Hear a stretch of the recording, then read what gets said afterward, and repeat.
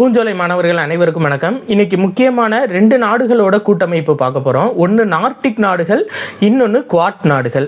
இந்த நார்டிக் நாடுகள் அப்படின்றது வட ஐரோப்பா மற்றும் வடக்கு அட்லாண்டிக் பிராந்தியத்தில் உள்ள 5 நாடுகளை நார்டிக் நாடுகள்னு சொல்லுவாங்க. சரிங்களா? இங்கே பாருங்கள், Denmark, Finland, Iceland, Norway, Sweden, இந்த 5 நாடுகளை நார்டிக் நாடுகள்னு சொல்கிறாங்க.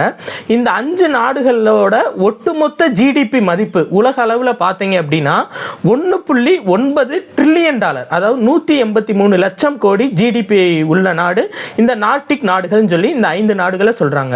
இன்னொன்று குவாட் நாடுகள் கூட்டமைப்பு. இந்த குவாட் நாடுகள் கூட்டமைப்பில் 4 நாடுகள் இருக்குது. இந்தியா, அமெரிக்கா, ஆஸ்திரேலியா, ஜப்பான், இந்த 4 நாடுகள் சேர்ந்து குவாட் நாடுகள்னு சொல்றாங்க. இந்த குவாட் நாடுகளோட ஒரு முக்கிய நோக்கம் என்ன அப்படின்னா, இந்தோ பசிபிக் பிராந்தியத்தில் கூட்டமைப்போட கூடிய ஒரு பாதுகாப்பு எல்லாம் வழங்குறது. மெயினா இந்த இந்தோ பசிபிக், சரிங்களா, இந்தோ பசிபிக் பிராந்தியத்தில் கூட்டமைப்பு இருக்க நாடுகள் குவாட் நாடுகள். இந்தியா, அமெரிக்கா, ஆஸ்திரேலியா, ஜப்பான்னு சொல்றாங்க. ஸோ இந்த குவாட் நாடுகளோட வெளியுறவு அமைச்சர்கள் கூட்டம் டெல்லியில் நடைபெற்றிருக்கு.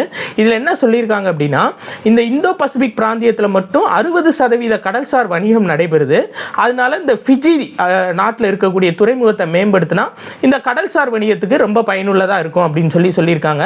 ப்ளஸ் இந்த நார்டிக் நாடுகளோட உச்சி மாநாடு நார்வே நாட்டோட ஓஸ்லால நடைபெற்றிருக்குப்பா. இது ரெண்டுமே தினமணியில் மே மாதத்தில் வந்த நியூஸ் பேப்பரில் கொடுத்துருந்தாங்க. சரிங்களா? இதை கொஞ்சம் தெளிவாக பார்த்துக்கோங்க. நன்றி.